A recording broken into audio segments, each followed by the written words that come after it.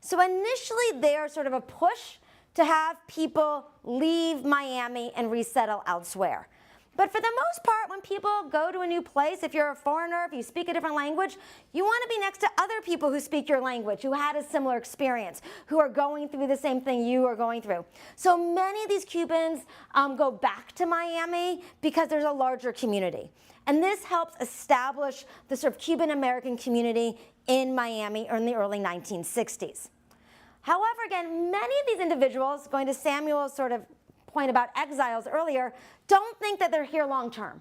They're like, we're going to be here for 6 months, maybe a year. Castro can't possibly stay in power. We will be going back to Cuba.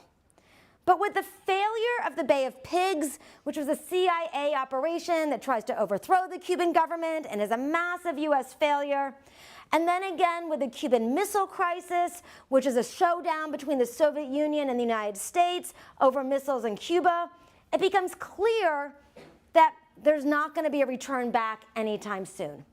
And as a result, there's an increasing recognition that Cubans are going to be remaining in the United States. And this will accelerate the resettlement process.